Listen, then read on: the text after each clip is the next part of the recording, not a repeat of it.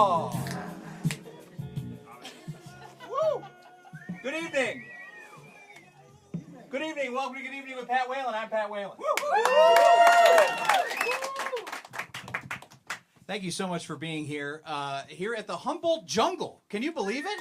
The Humboldt Jungle for our 54th episode. Can you believe that, Wes? Can you believe it? He can't believe it. He's crying. It's just a single tear comes down. We've done it 54 times. Thank you so much for joining us here at the Humboldt Jungle. Welcome to the Jungle Joke. Oh, wait. Did I do that already? Welcome to the jungle! References. That's the whole show. Listen, we're streaming live on Twitch, Facebook, YouTube, and Instagram at Humboldt Jungle. It's by the park, don't you know? Thank you so much for being here. If you missed our show on Monday at G-Man Tavern, you can find that on Spotify, Apple Podcasts, wherever you cast your pods. Wherever there's pods casting, you can go there and listen to my conversation with City Comptroller Chase Raywinkle. It was riveting. Take my word for it, okay? If you like math and numbers, you will not like my part of the conversation, but he had a lot to say, and that was really good. We were right across from Wrigley Field, don't you know? We had an audience game question that was related to how Wrigley's asked for $30 million from city and state for funding to supplement their security costs. And they actually paid $30 million for a baseball player just that week. So maybe be short one guy instead, and then everyone is safe. I don't know. But the point is, we're talking about budgets and how they are, moral documents. Everybody throws that around. Let's not do the show before the show, Pat. But what I was thinking about is that I want to start a baseball team because it's a great way to get free money. And I'm going to call it the Chicago Potholes. So we can finally fund the potholes. And that team is going to be made up entirely of migrants because they play baseball way better than I do. They do. I know, I look athletic. I know. Chicago Potholes coming soon. Everybody okay? We're 3 months into 2024. Oh, boy. 20% of the year is over already. I can't believe it. I'm really looking forward to the summer because we're going to get cicadas. Has everyone been briefed? Has everyone been briefed on the cicadas that we're going to receive here in Illinois? It's fantastic. Great news. The only thing I love more than sweating and being muggy is a bunch of bugs crawling all over me while I do it. And to answer your question, I actually looked it up.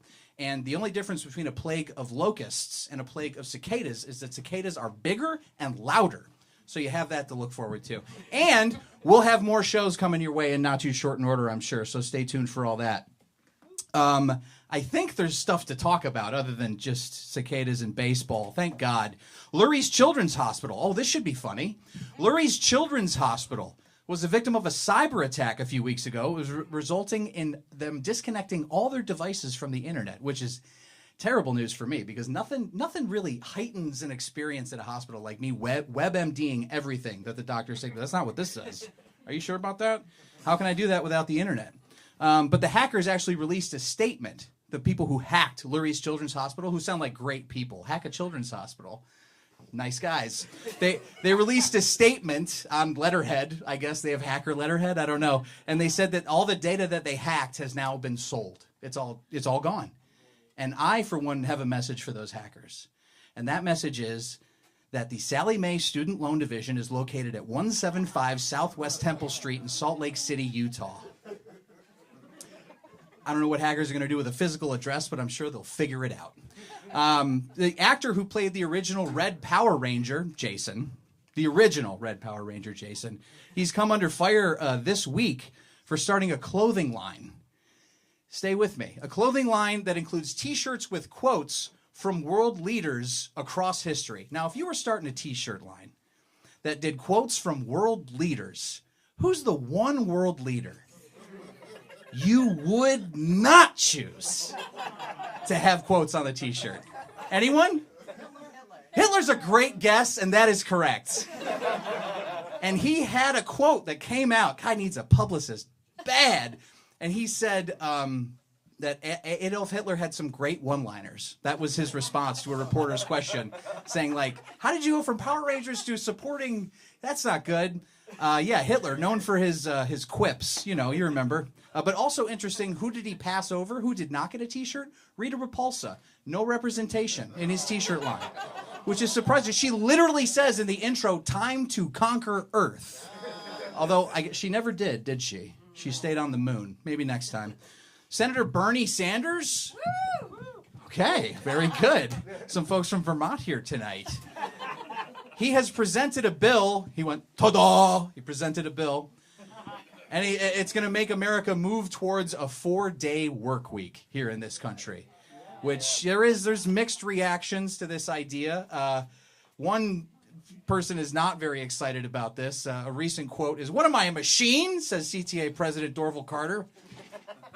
4 days? That's like quadruple.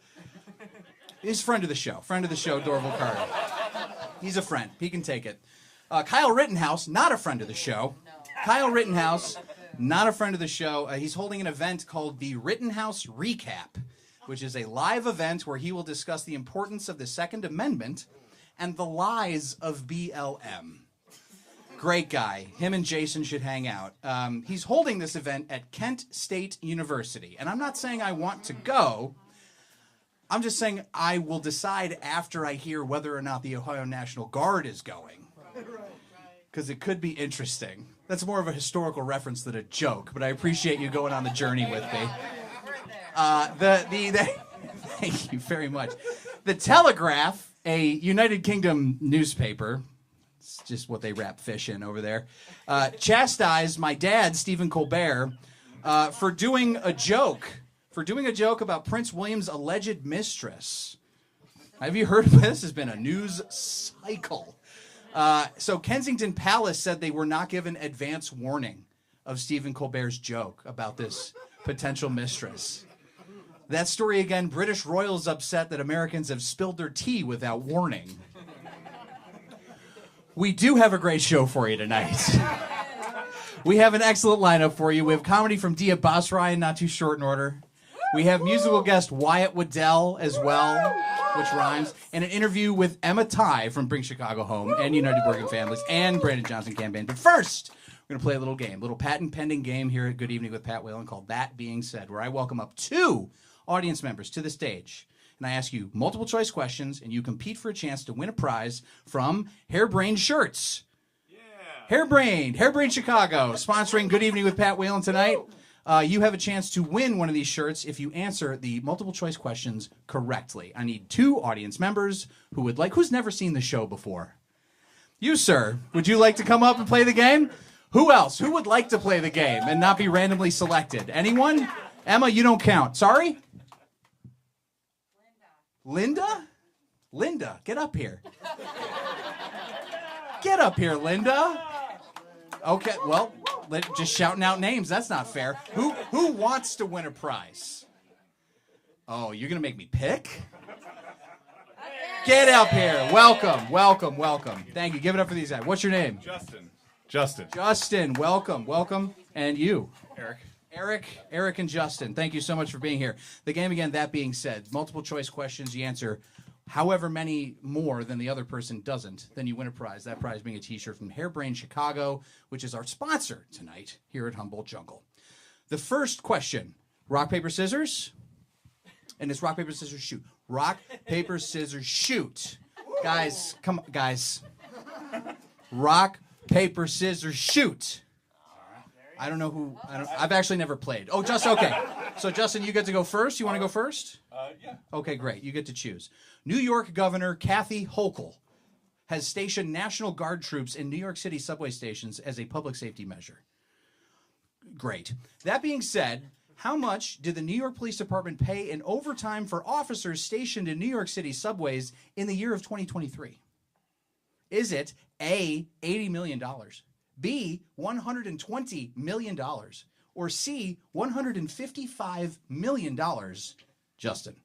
It's the cops, so I'm going to go C, the highest number. The highest number is absolutely correct. It's $155 million. So Justin has 1, and Eric, you have none yet. Here's your question. In a trial that will decide if the former president is guilty of illegally taking classified materials, Donald Trump, the real estate investor? Donald Trump, His lawyers argue that presidents since George Washington have taken materials out of the White House at their own discretion. That being said, when was the White House's construction completed? The first one. Just to give you a little hint here, which is technically fair, Eric, George Washington's tenure ended in 1797. That's fun to know. We're throwing a lot of numbers at you here tonight. So, when was the White House construction completed? 1779, B, 1973, or C, 1780? Eric. I'm going to go with 1780. You're going to go with 1780 C? It's absolutely correct. Oh! Historian Eric over here. It's a tie game, 1-1. Justin, you got to break it up. The United States Congress is considering a bill that could potentially ban TikTok. Hold for applause. Hold for applause. All right. A lot of Luddites like me here tonight. That's good. That being said, what percentage of users make up 98% of the content on TikTok? What percentage of users of TikTok make up 98% of the content? Is it A, 9%, B, 15%, or C, 25%? Justin, don't be looking. What are you looking at? You better be looking at TikTok. I'm looking at the biggest TikTok fan I know. I'm going to go A, 9%. A, 9% is, I'm sorry, 25% of the users of TikTok make up 98% of the content on TikTok. Eric, you got an edge. Are you ready? All right. As President Biden stated in the State of the Union address, the United States economy is the best in the history of the world right now, ever, period. Folks, it's true, it's the best time to be in the economy. That being said, by what percentage did instant ramen noodle purchases rise in the United States from 2018 to 2022, Eric? Is it A, a 5% rise, B, a 10% rise, or C, a 13.94% rise, Eric? Let's give it an odd number. C, 13.9. C, 13.94 is correct. Yeah. Now, to be fair, the world saw a 17% rise in instant noodle consumption. So what are we talking about? Apples and oranges, apples and noodles. Justin, hey, how are you? Good. Thanks for being here. There are 102,000 personnel enlisted in the United Kingdom's military. That being said, how many homeless people are there in the United Kingdom? A, 90,000. B, it is a comedy show, by the way. Do you know that? Yeah. Good. A, 90,000 homeless people. B, 200,000 homeless people. Or C, 309,000 homeless people. Justin. I'm going to go C. C, 309 is correct. Oh.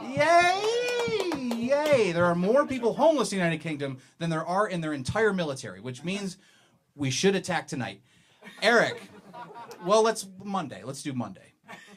Got a weekend. Yeah. Major real estate companies in the Chicago area have come out against the Bring Chicago Home referendum because it would raise their taxes. It would increase the cost of doing business. Not money. They do it for the love of the game. That being said, how much did Chicago real estate companies land in federal PPP loans after the pandemic? Is it A, $70 million, B, $100 million, or C, $127 million? Eric. $100 million. $100 million is, I'm sorry, it was C again. Which is $127 million. So I'm not keeping score anymore. It's 2-2. Great. I'm going to take his word for it. All right, Justin, here we go. Unravel the tie. Cut the Gordian knot. Historical references abound this episode. The Illinois Fair Tax Amendment failed in the last primary, I believe it was. Emma will correct me. Failed in Illinois with 53.2% of the statewide votes going against it. That being said, what percent of the vote was for it in Chicago? Is it A, 50%, B, 60%, or C, 71%, Justin? 71% of the enlightened folks in Chicago voted for it. 71% is actually correct. It is C. It's C again.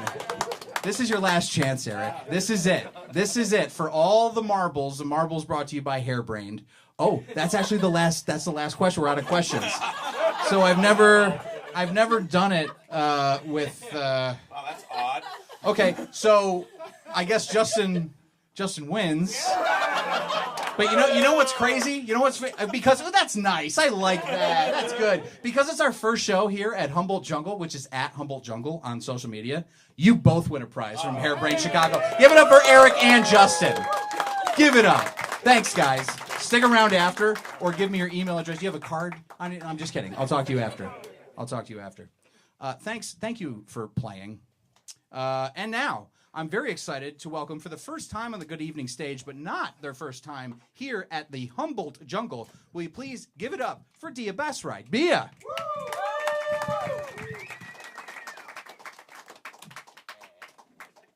Thanks, everybody.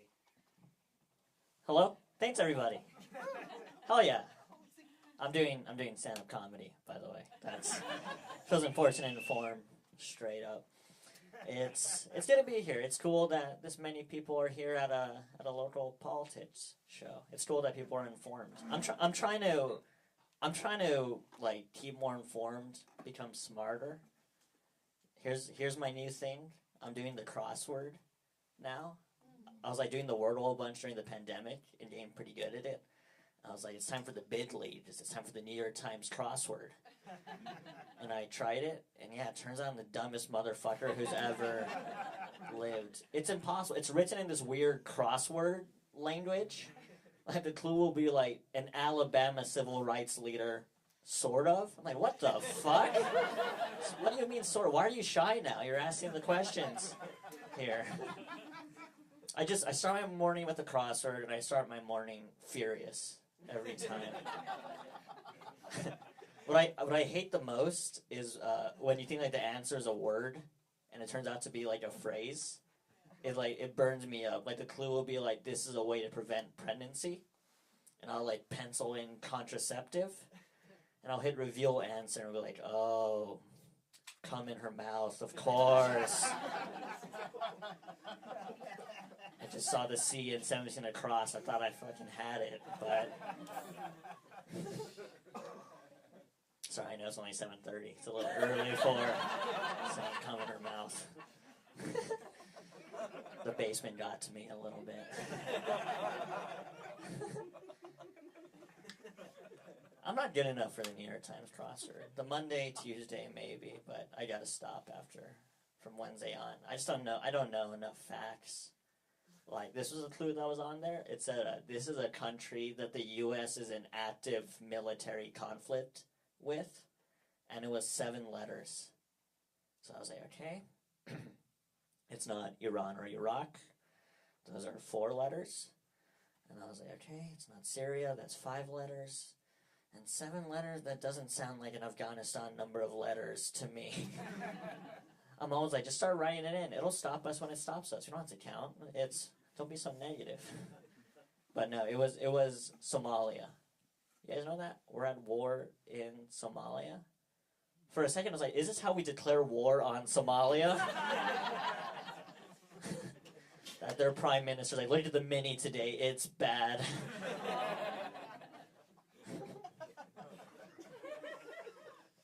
I didn't know we're at war in Somalia. And I think part of that is because we don't really, like, declare war anymore. We used to declare war. We used to, like, blow a horn.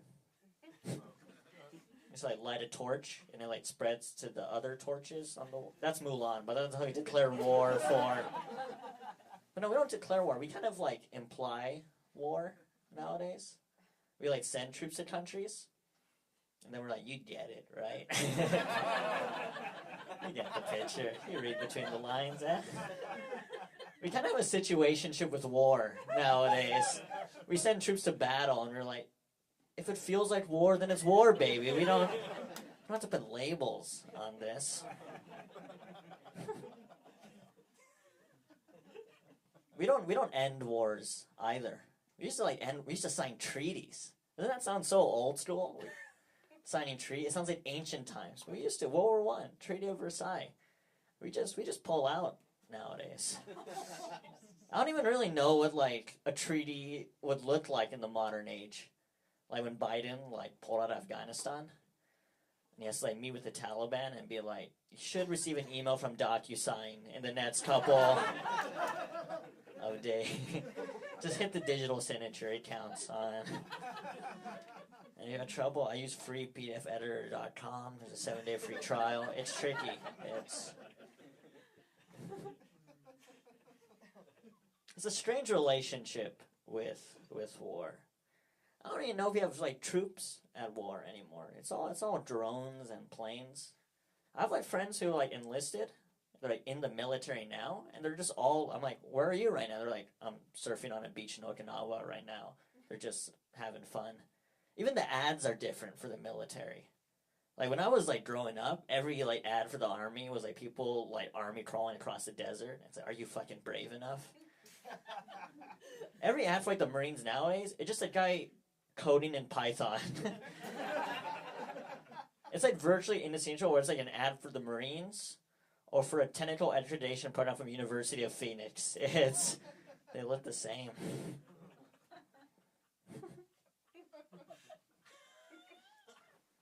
I'm 26. This is a fun show because there's some older folk here. Okay, I take it back. I'm sorry. I didn't know. I'm 26, and this is the youngest crowd I've ever performed in front of in this hip basement that you guys had to be helped down the stairs towards.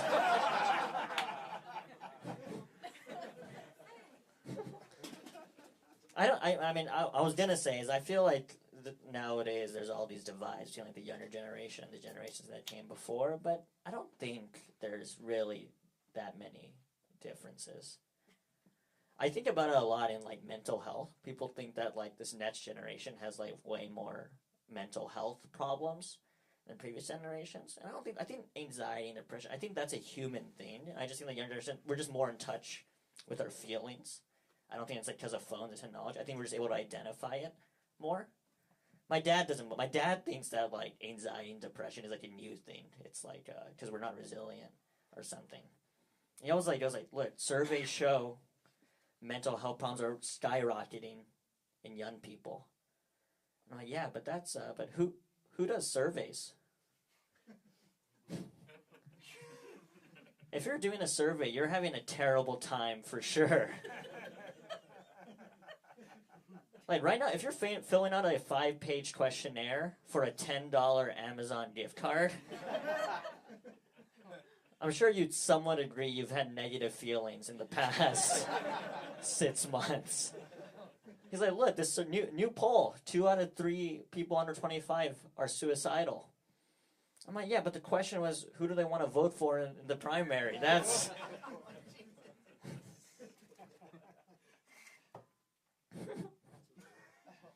Okay, I take it back. Yeah, it is very different, but I don't know. Maybe we are more anxious. We are like the climate change. We're gonna have to deal with that. I don't know, man. I wish I was religious. Make it easier to deal with all this apocalyptic stuff. I'm half Vietnamese, half Indian. My mom's Vietnamese, and my dad's Indian. But it gets a little weird because my mom's Catholic and my dad's Muslim. So I get into tons of these like little fights because my mom believes that Jesus is like the son of God, like God's son, and my dad doesn't love my mom. It's tense at home. I'm not religious, and people ask me, "Well, was I raised as? Was I raised Muslim, or was I raised Catholic?" And I think the issue is my parents were like progressive, so they like asked me. They're like, "Do you want to be Muslim or do you want to be Catholic?" And I was like, "I don't know, man. I'm 8 years old." Whatever God the VeggieTale supported, I guess. And I was Catholic for sure. You remember that scene when the red tomato said all Muslims should burn in hell? Yeah, I saw that growing up. You guys didn't see VeggieTales Crusades edition? Is that a vegetable peeler wearing a hijab? What are they trying to tell me right now?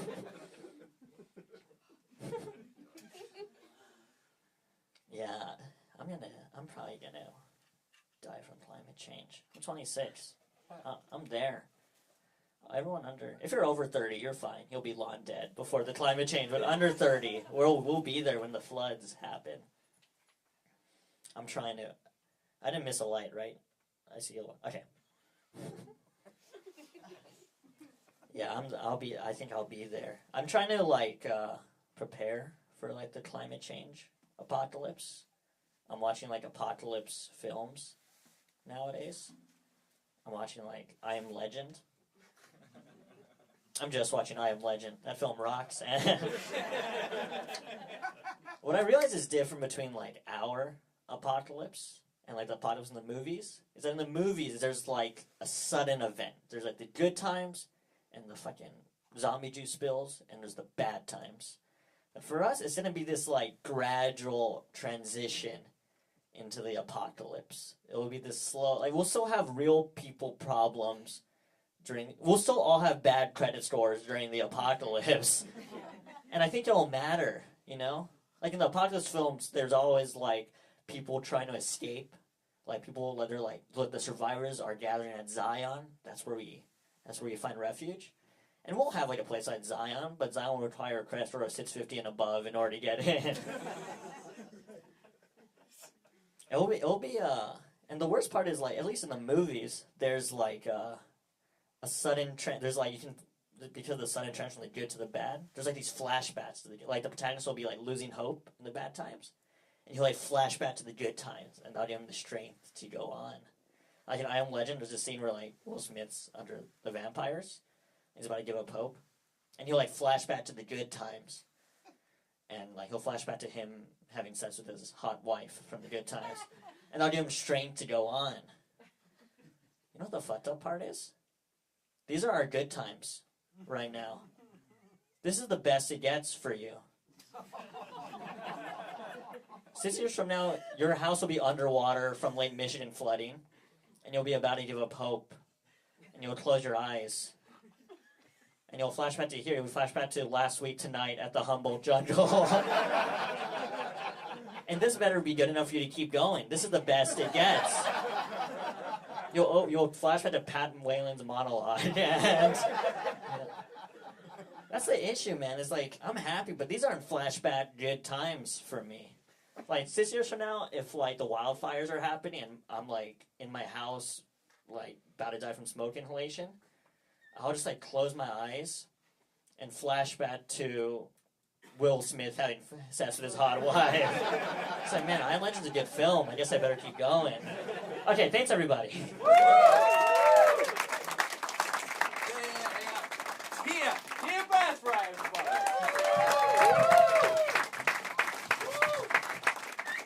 I think this is a pretty good flashback. I think so too. I think I also would have said 7-letter word for a war America is that a country America is at war with America. A-M-E-R. Whoa, how's that for a fucking flashback? Huh? Have you tried stand-up comedy? No. Not yet. Not yet. Dia, I don't think your mic's working, but do you have anything coming up? And also, what is your day job? I think it's interesting. Yeah. So, nice. Yeah, I'm a grad student. I'm a neuroscientist. That's the brain. You should do neuroscience, Pat. One thing at a time. Stand up, then I'll do neuroscience. And so how do you find time to do comedy? Do you have anything coming up you can promote here? Yeah, the only thing, and I feel weird even saying this, but there's a new theater in the South Loop opening called the Revival Theater. They're moving from Hyde Park, and I'm teaching a stand-up course there. And if you are interested, I'll teach it. Starts in April. That's why I had you on. All right, so I'll see you at class. For stand-up, not neuroscience. Yeah. Give it up for Dia Basra, everybody. Thanks, Dia. And now, I'm very excited to welcome up a good friend of the show who is going to be doing musical regaling. Will you please give it up for Wyatt Waddell? Wyatt? Here he comes. Now, on his way, I'm going to say that Dia should stick around if he's able, and Wyatt as well, because after the interview, we'll get a picture together, and if I can find some cups, we're going to drink this Kelly Green Malort I can't do it. that I picked up. You can't do that? Can't do it. Number Why one. can't? All right, well, I can't do Malort number 2. It reminds me of somebody. the last time he did the show, I think. Wyatt, take it away. Give it up for Wyatt. I'll take it as far as anybody likes it. This one's a new one. It's called Hannah, Leave Your Man. Hannah, your man is no good. I think he's way past his pride. He's lost you around long enough. Is enough this time. I'll take a bullet for you. One bullet right to the face. If it would mean I could be in your warm embrace. Now I don't know how someone so tender could be with someone so revived. Usually all the bugs draw out of his teeth when he starts to smile. I've known you for too long now. It won't take too long to find out. You've been mistreated and I know you'll come back around. Hannah, leave your man.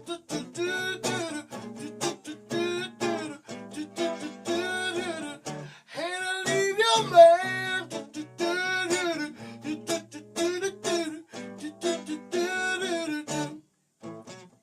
Hannah, leave your man at home. 'Cause I'm going dancing tonight. I sure am not going alone, 'cause with you it feels right. If daddy ever existed, I'll give you all of my spoons. And after that, we don't ever have to leave my room. Yes, I leave my heart out in your body. I'll be honest till the very end. But I would never settle for the second fiddle of being just a friend. 'Cause I think I'm my kind of person. You got me hooked on your smell. Let's run away and I promise I'll treat you well. Hannah, leave your man. Whoa. Hannah, leave your man. Whoa. Hannah, leave your man. Leave your life of mediocrity. Fly with me. Leave your man. Hannah, leave your man. Yes, my friends tell me I could do better, but I'd advise the same for you.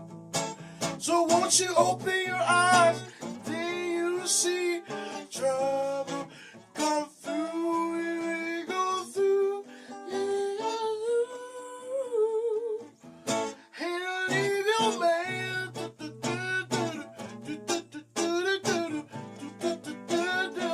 Hannah, leave your man.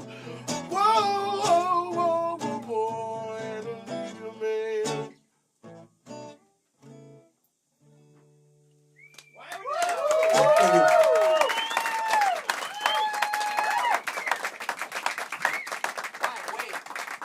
Let's plug. Interview. I forgot there was an interview. Wyatt, thanks, Wyatt. Hey, thanks, Wyatt. Thank you. Thank you, Wyatt. Zach. That was lovely. That's a new song? Yeah. Hannah, Leave Your Man. Mm-hmm. You know my EP's wife's name's Hannah? You told me. I think that's your last time back on the show, buddy. No, that was really nice. That was beautiful. We're going to have you up to do one more after the interview with Emma Ty, but I just wanted to ask if there's anything that you could plug right now. Where can people see you do your thing? Not anywhere just yet, but you can follow me at Wyatt_Waddell4. Wyatt_Waddell4. And it's 2 L's in Waddell. 2 D's, 2 L's. 2 D's, 2 L's. I don't take 1 L, but I take 2. Give it up for Wyatt Waddell. Taking just dubs here tonight, in my humble opinion. Speaking of dubs and not L's, I'm very excited for the interview portion of the show. If you need to go to the bathroom, you missed your exit. So I'm very pumped to welcome up former head of United Working Families, as well as Brandon for Chicago, and current campaign director of Bring Chicago Home, which I'm told is relevant. Please give it up for Emma Ty. Emma?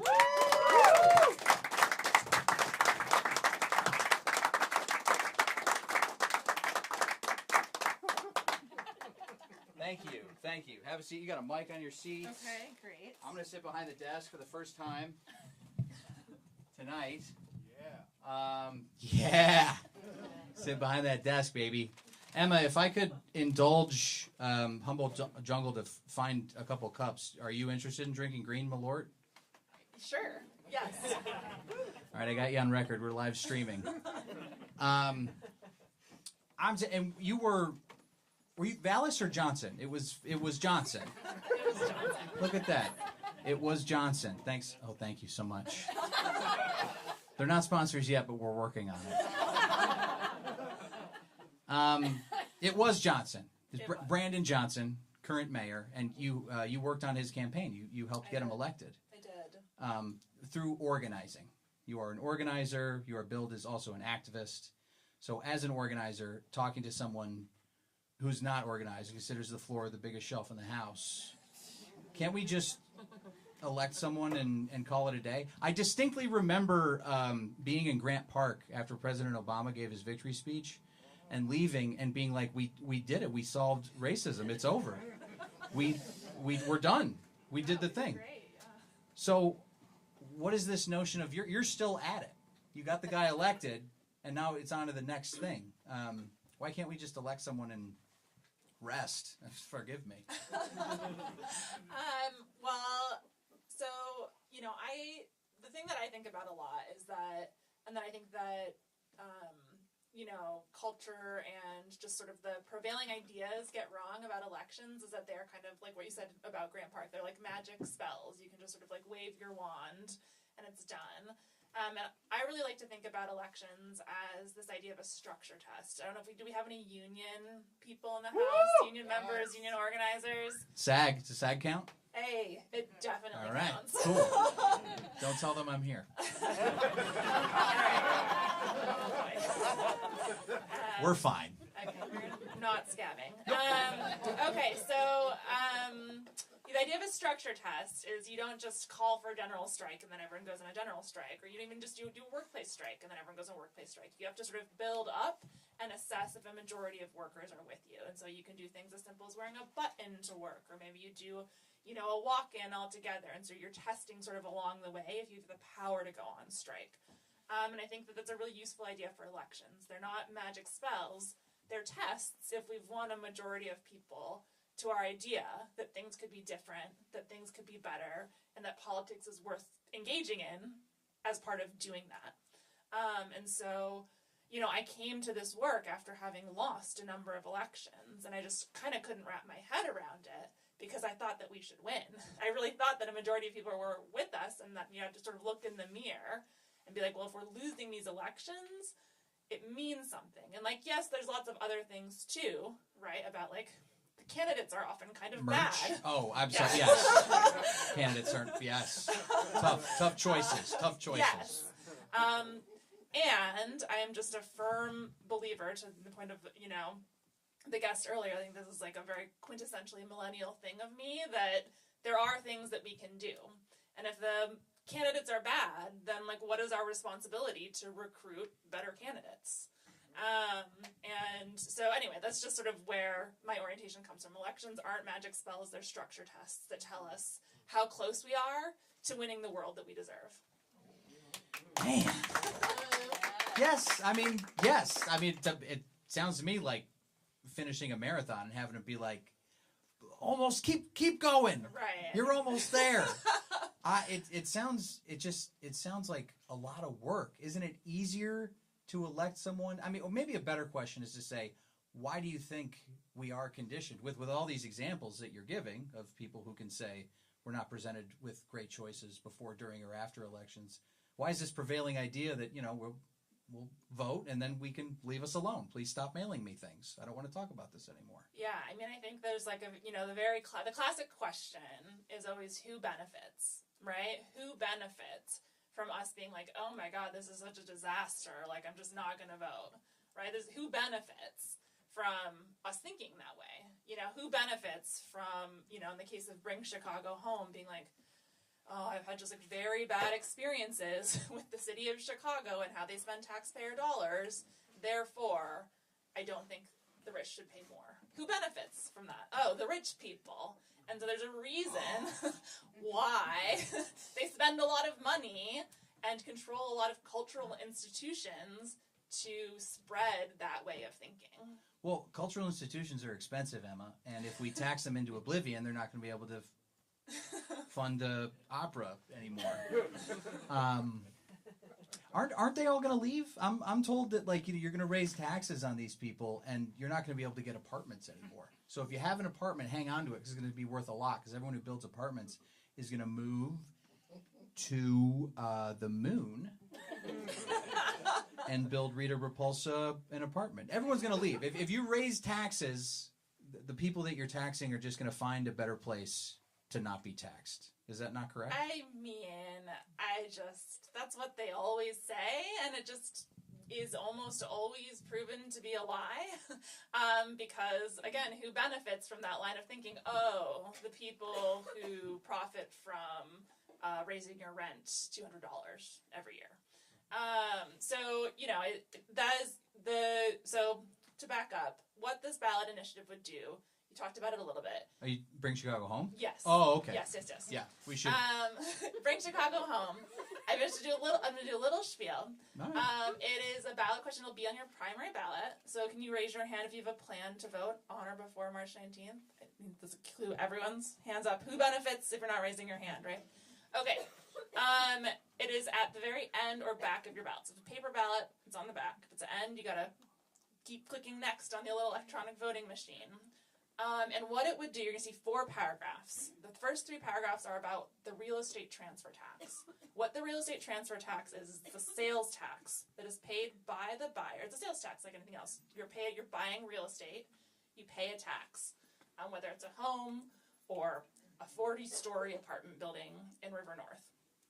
Right now, I'm saving up. yeah, from the Humboldt Jungle to River North. Yeah, from the basement to the 40th floor penthouse. Any day now. What are you laughing at, Dia? Sorry, Emma. So the first 3 paragraphs on that ballot question are about changing the structure of that one-time tax. So right now, working people, if you're buying a $200,000 bungalow, you pay the exact same real estate transfer tax rate as the guy buying the 40-story apartment building in River North. Is that right? No. That's not right. Oh, I thought you meant correct. Yeah, no, that's not right. So the first 3 paragraphs are about making the tax structure more progressive. So if you're buying a property under $1 million, you pay less. And then if the property is worth more than $1 million, you pay more incrementally on the value of that building more than $1 million. The 4th paragraph legally dedicates that new revenue, which is projected to be about $100 million annually, to build affordable housing, to help people with emergency rent assistance, and to provide services like job placement, mental health, domestic violence support, drug addiction. Can we get a round of applause? Can we get a hell yeah? Can we get a hell yeah? Hell yeah. This is not a new idea.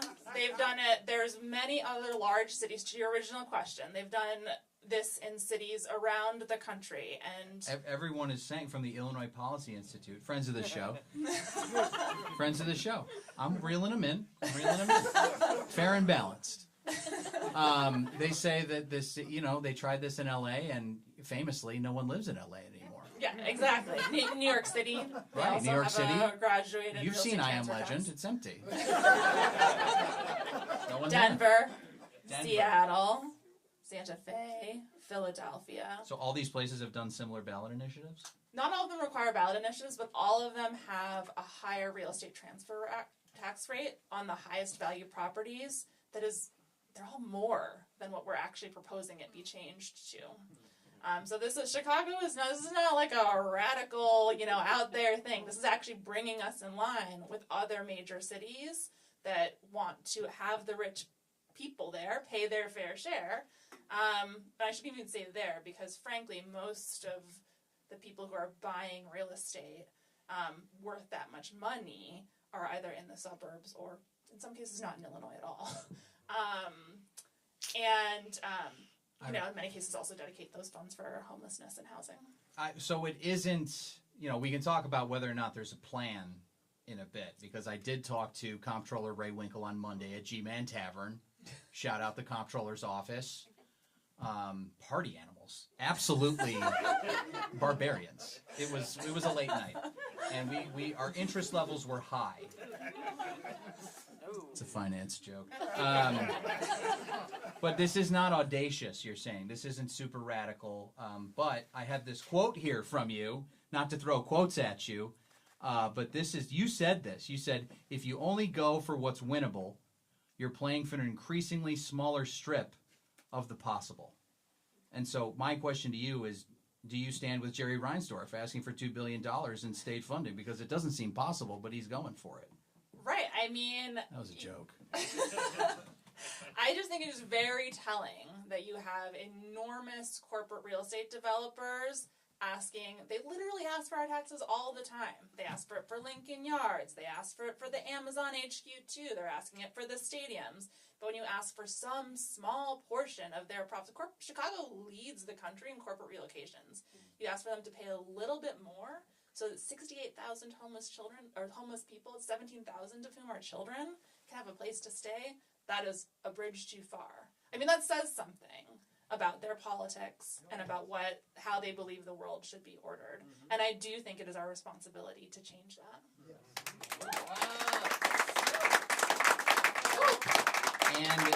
And it's not radical.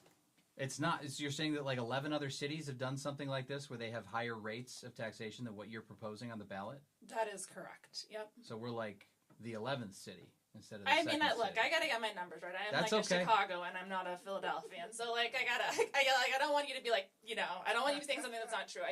All the cities that I mentioned, they do have a graduated real estate transfer tax structure in which the rate is higher. And if I could say just like one other thing about the rates. Yes. So the highest rate in what we're proposing is value over $1.5 million will be taxed at 3%. Our main political opposition is coming from the Realtors Association, who, by the way, I think just it was announced they have to pay $400 million settlement for price fixing their commissions. Allegedly. The average Illinois realtor commission in the state is 5.35%. So we are literally paying more to the realtors, who are then funding the perpetuation of the housing crisis than what this tax structure proposes. The realtors have used the profits from price fixing to oppose a ballot measure to help the homeless. That is literally what is happening right now. Well, you got to give them points for being clever. I mean, that's hand over fist right there. It's a good business model. Right? I mean, what the idea of business isn't to are there no pool houses? That's a Muppet Christmas Carol reference. You talk a lot. It would actually be, are there no pool houses?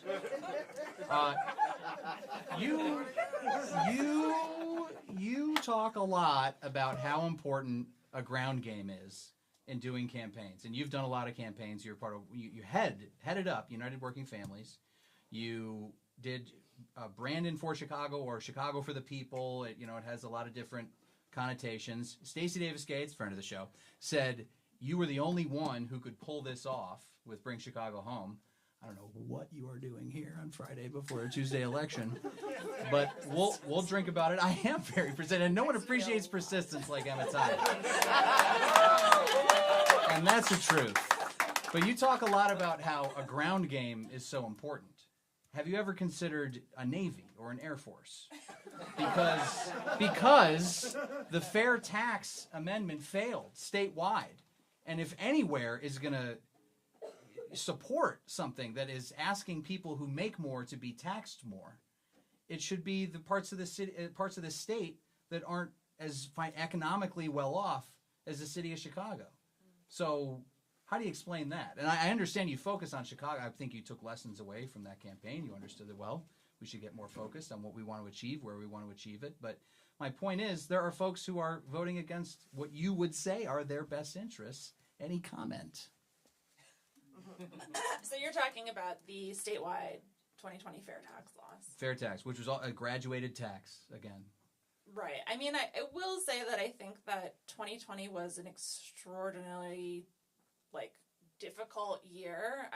That was, if you really care about knocking doors and organizing, we couldn't do it then. We actually couldn't knock on doors because it was still stay at home. So, I will say that I was not super close to the inner work strategy of that campaign, and I'm not actually sure that I've ever been a part of a autopsy on what happened. But I do think that I just it's important to situate in the context of, I think 2020 was probably the hardest year of my personal and professional life. I had a kid in April 2020. 2020.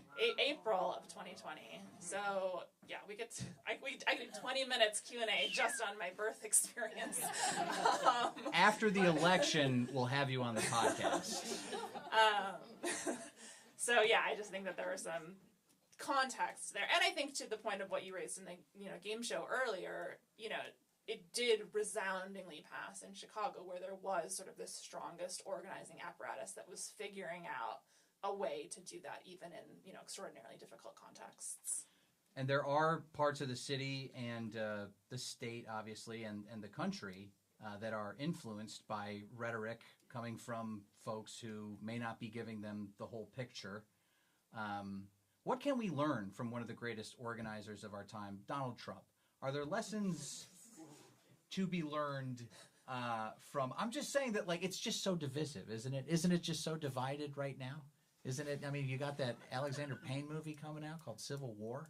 Looks pretty good. I saw it in Marvel already, but I'm looking forward. Alex Garland, thank you. Thank you. That's my staff. Always fact checking. But is it, I've heard the phrase "first we get the money" tossed around a lot. There's advocacy where you're framing it here to me, and you're saying that we need to focus on what we want to achieve, and we need to focus on what is possible. And there are people straight up lying and saying that this is not within our best interest, and these people aren't going anywhere. And we can't talk to each other anymore in this country. So do you think that just putting more points on the board is going to convince these folks who would vote against a fair tax that would benefit them? If you rack up enough wins, is that's what's going to convince people that the system can work, that there is some hope?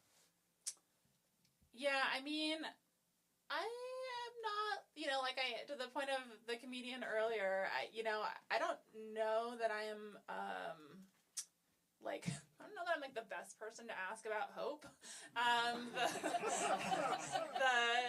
The thing that we talked about a little bit before this show is this idea of pessimism of the mind, optimism of the will. Pessimism of the mind, which I have, and optimism of the will. I don't know Will. I don't know him. But it's this idea that the orientation to my orientation to this kind of work is very much drawn from that. That's where I get a lot of my strength from, is thinking about that idea that you can sort of be clear-eyed about the many obstacles arranged against us, right? I mean, even in the case of this campaign, we had a lawsuit, right? The real estate lobby literally tried to get this question off the ballot. They'd rather spend money on legal fees than pay their fair share in taxes, so that 17,000 children cannot be homeless in the city. Well, I mean, lawyers have to eat, right? Fair and balanced.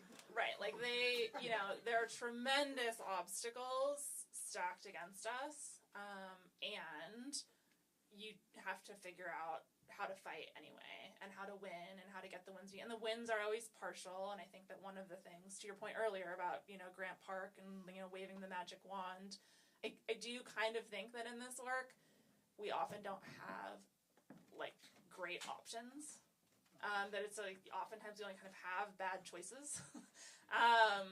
You know, this campaign is going to cost, you know, just the Bring Chicago Home side, it's probably cost like $3 million.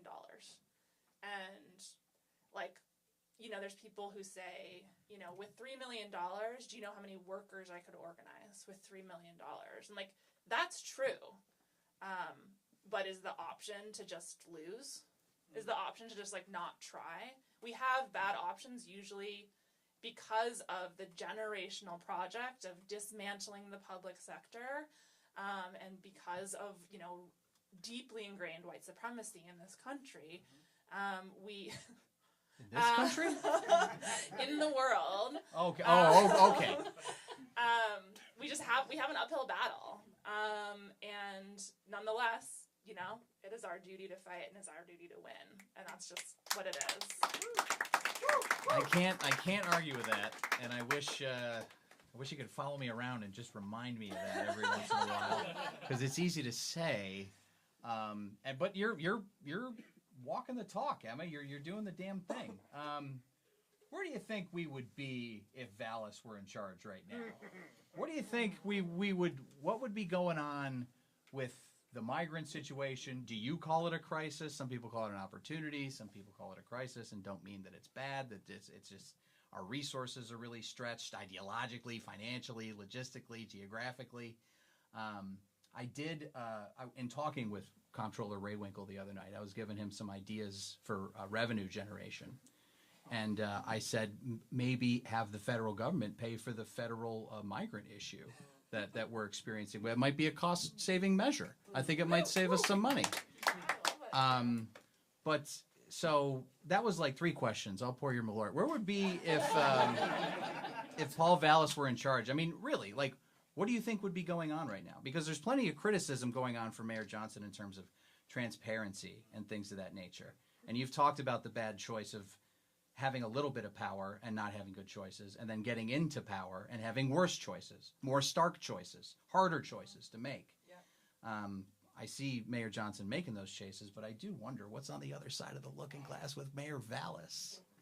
I know you don't think about that at all. You're busy winning elections. Yeah, I mean, we sort of had this moment. It was, you know, the end of an election is always just really hard. It's just, you know, there's not enough money, there's not enough time, there's not enough people, and, you know, the terms are we're not like fighting on the terms that would maybe be our ideal terms. And I remember it felt really hard the last couple of weeks leading up to the April election. And I got on a call with the field organizer and I was like, guys, just been thinking a lot about Antonio Gramsci.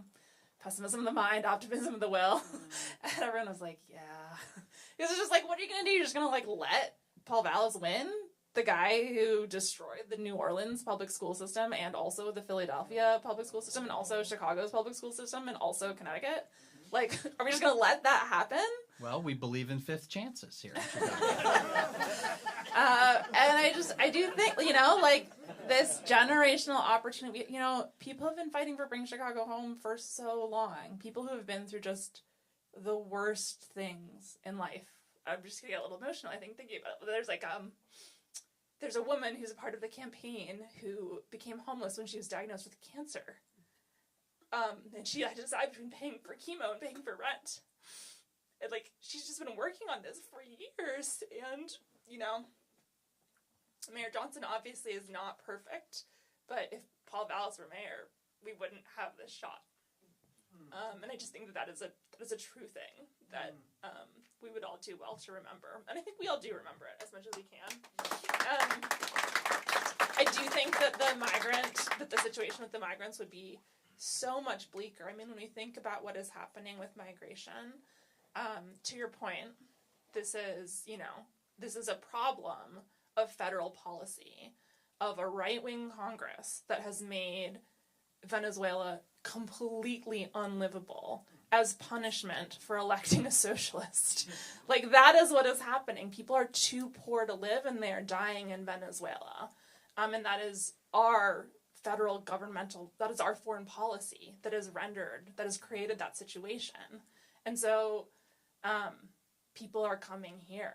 And I do think that is correct, that it is therefore the responsibility of the federal government to manage the consequences of those policies. It is completely bananas to me. Like when you think about migrant and refugee situations in the Middle East and North Africa, like it is the country of Greece that is managing that response. It is not the city of Athens.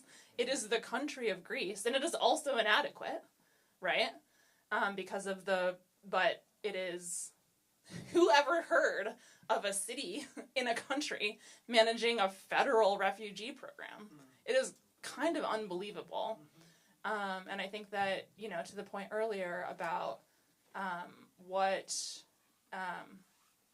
is to be done, right? That's the other idea. What is to be done? And one of the things that I have been thinking about a lot as it relates to migration and what is, just the same as when you look at like bad candidates, you're like, oh God, like what was my own responsibility in like this being the situation?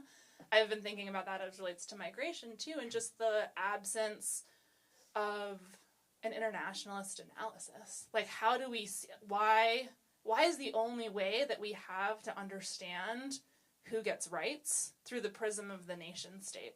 It's just completely inadequate for a moment in which we are increasingly dealing with, climate disasters, with war, with famine, with, it's just the nation state is an inadequate political unit, I think, for understanding that. And we have some responsibility to figure out how do we build a different kind of analysis. And I hope that what is happening in Chicago can be a way to start doing that, but it's not going to be easy.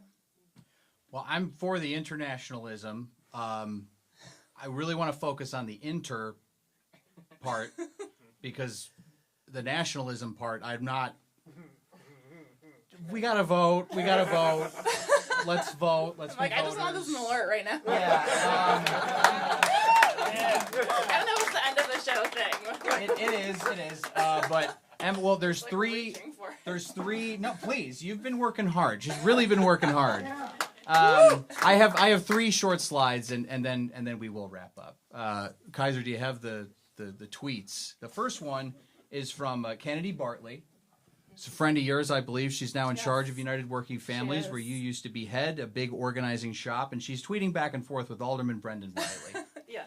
Alderman Brendan Riley of the 2nd Ward, I want to say, maybe. That's Hopkins. So Alderman Riley says a lot of stuff. And then Kennedy responds, in an effort to not accidentally spread misinformation, you can stop saying the question won't be on the ballot. It will be. 2, the way this works is the ruling will be appealed, and when the appeal is successful, the votes will be tallied. Happy to provide a briefing. This is on February 23rd, when you were in the midst of this legal case that eventually got handed down in your favor. The next slide is Alderman Riley responding with a questionable GIF. The screens, the audience can see that GIF. It looks, I don't know, maybe it's out of context. And he says, I do appreciate the offer, but I'm not sure I need a legal briefing from the folks who just got their ballot question tossed off the ballot for being unconstitutional, which was, of course, struck down. It is on the ballot. It is constitutional. It will be voted on, and it'll probably win. And then the third tweet is responding to both of them. It's Big Johnny Wiseman saying, you guys are both dorks. And I just wonder, of the 3 of them, who do you agree with? Emma. I mean, I'm Team Kennedy all the way. You're Team Kennedy all the way. Okay. We support dorks here. I will cheers you. And not to deviate too far from comedy, but why should this segment be any different? Here's to planting trees today that future generations can sit under the shade of. How about that? Amen. I got that from Emma. Here's to you, Emma. Keep up the great work. Emma Ty, everybody. Oh, it's so much better when it's green. If you want to hang, that works for me. You can fact check me as I go. This is The Thing. We'll move to The Thing. The Thing about. Oh, I'm sorry. We're actually going to do another song from Wyatt Waddell, and then I'll do The Thing, which gives me time to write it. But please, one more time, welcome back up Wyatt Waddell. I'll hang on.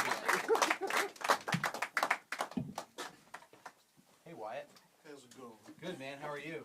I'm alive.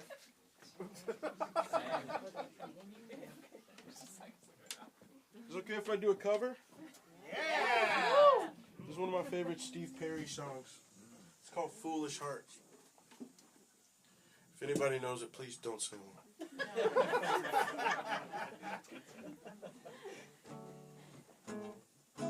Gotta get the chords right first.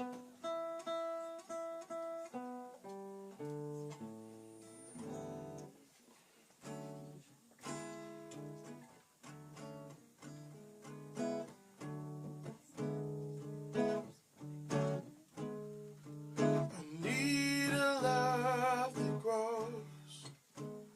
I don't want it unless I flow. Between each passion out, she wants somehow. We'll be there, ready to share. I need a love that's strong. I'm so tired of being alone. But will my lonely heart play the part of the fool again? Before I begin, foolish heart, hear me calling. Start before you start falling. Foolish heart, heed my warning. You've been wrong before, don't be wrong anymore.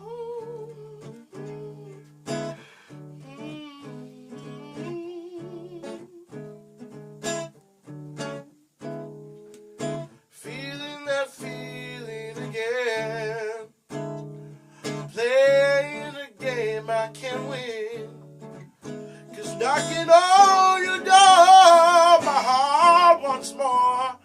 Think I'll let her in before I begin. Foolish heart, hear me calling. Start before you start falling. Foolish heart, heed my warning. You've been wrong before, don't be wrong anymore. Foolish heart.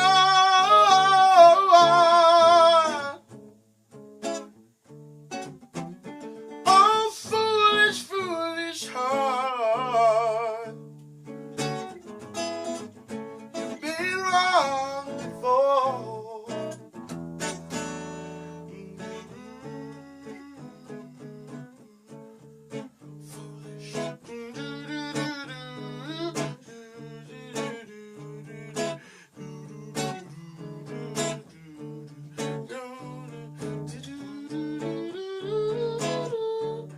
Oh, foolish hearts, hear me calling. Start before you start calling. Foolish heart, heed my warning. You've been wrong before, don't be wrong anymore. Foolish heart.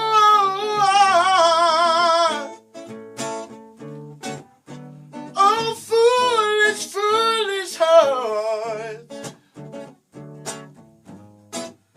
You've been wrong before, don't be wrong anymore. Thank you. Here goes Pat. Thank you. Hey, thank you, Wyatt Waddell. Wyatt Waddell, everybody. Pat Whalen, everyone. Oh, shucks. This is the thing that the thing I mentioned earlier is the thing I'm mentioning now. Stick around, Wyatt. It's going to be great. We're going to put a bow on this puppy. You know, I find I do best with the show when I actually reflect my own learning process and my own mental state. And it is so frustrating to talk to Emma because it is like asking Babe Ruth how to get good at baseball. Just hit more home runs. Just do it. Why don't you just do the thing and put more points on the board? God damn it, Emma. Why don't you tell me to drink more water to treat my depression while you're at it? Stop. There must be more to it. But there really isn't. And it is just us. Dia obviously touched on climate. That's rough. There's a lot going on overseas. I'm sure Steve Perry's got his aches and pains. He's old. He is. I'm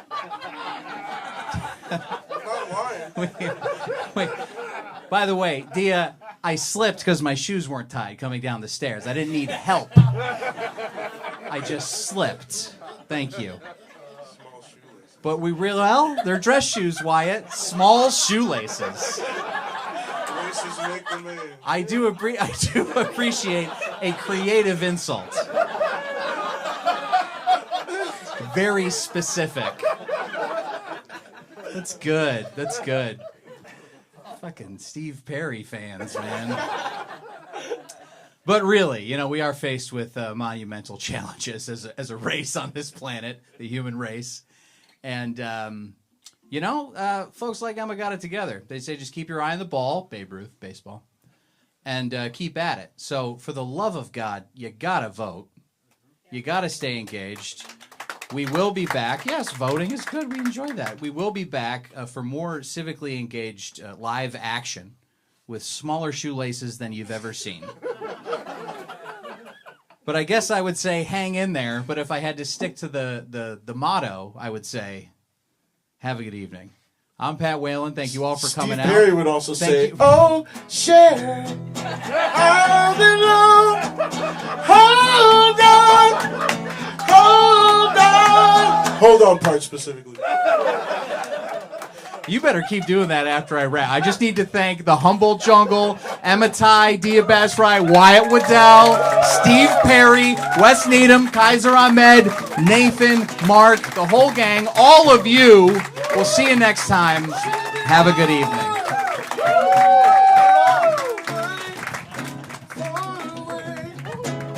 Oh, Sharon.